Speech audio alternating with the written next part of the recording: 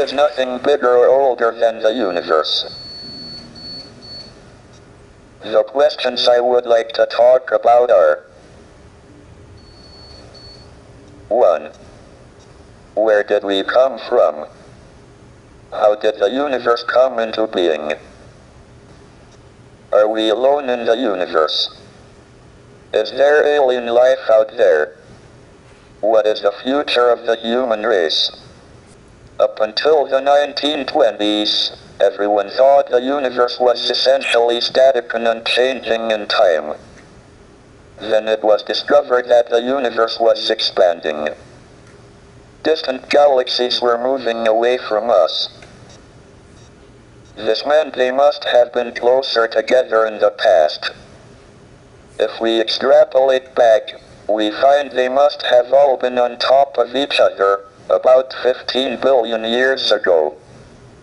This was the Big Bang, the beginning of the universe. But was there anything before the Big Bang?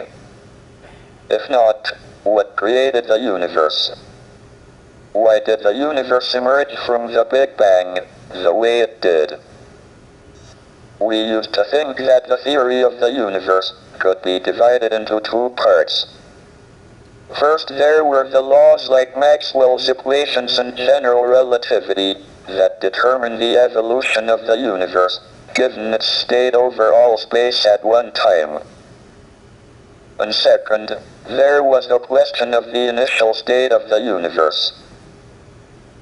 We have made good progress on the first part, and now have a knowledge of the laws of evolution in all but the most extreme conditions, but until recently, we have had little idea about the initial conditions for the universe.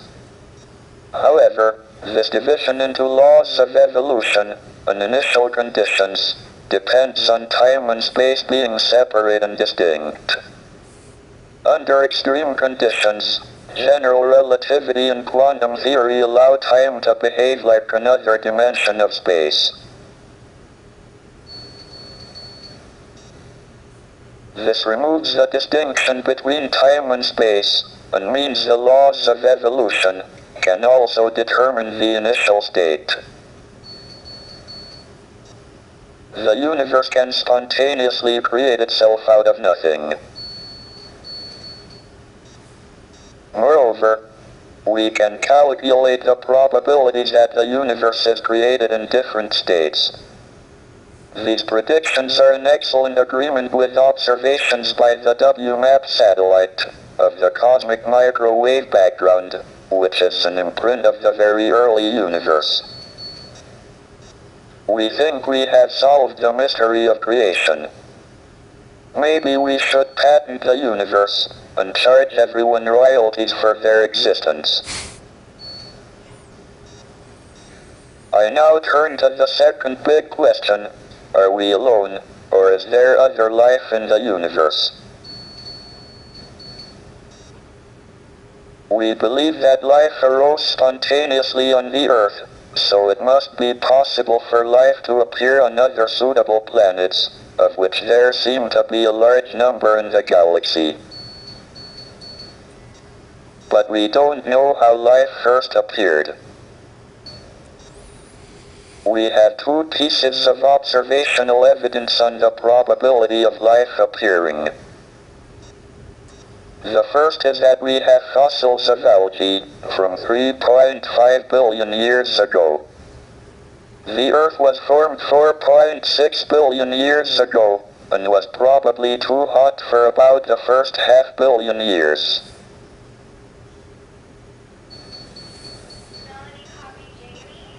So life appeared on Earth within half a billion years of it being possible, which is short compared to the 10 billion year lifetime of a planet of Earth type.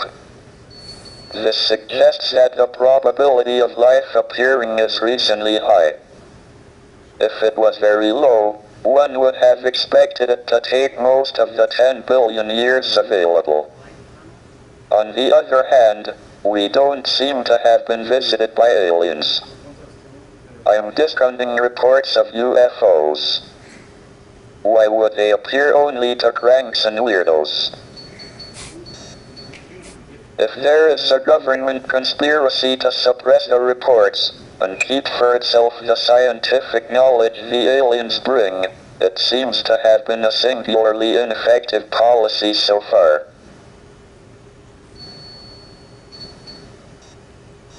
Furthermore, despite an extensive search by the SETI project, we haven't heard any alien television quiz shows.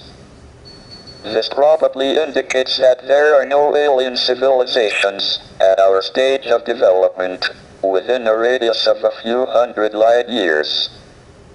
Issuing an insurance policy against abduction by aliens seems a pretty safe bet. This brings me to the last of the big questions, the future of the human race.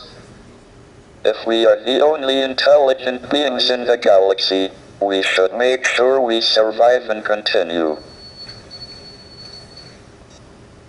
But we are entering an increasingly dangerous period of our history. Our population and our use of the finite resources of planet Earth are growing exponentially, along with our technical ability to change the environment for good or ill. But our genetic code still carries the selfish and aggressive instincts that were of survival advantage in the past. It will be difficult enough to avoid disaster in the next 100 years, let alone the next 1,000 or million. Our only chance of long-term survival is not to remain inward-looking on planet Earth, but to spread out into space. The answers to these big questions show that we have made remarkable progress in the last 100 years. But if we want to continue beyond the next 100 years, our future is in space. That is why I'm in favor of manned, or should I say, personed, space flight.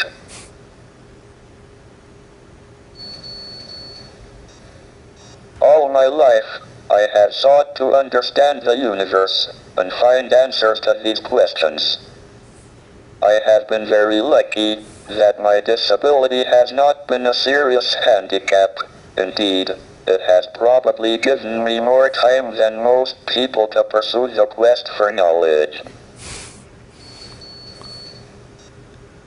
The ultimate goal is a complete theory of the universe, and we are making good progress. Thank you for listening.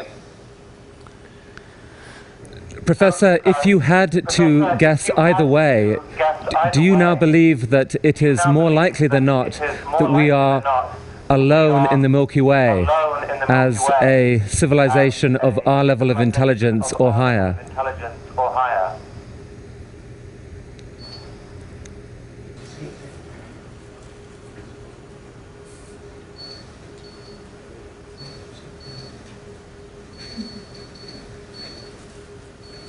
This answer took 7 minutes and really gave me an insight into the incredible act of generosity this whole talk was for TED.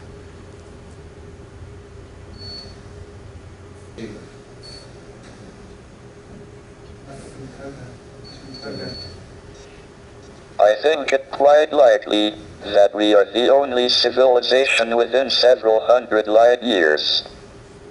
Otherwise, we would have heard radio waves. The alternative is that civilizations don't last very long, but destroy themselves. Professor Hawking, thank you for that answer. We will take it as a salutary warning, I think, for the rest of our conference this week.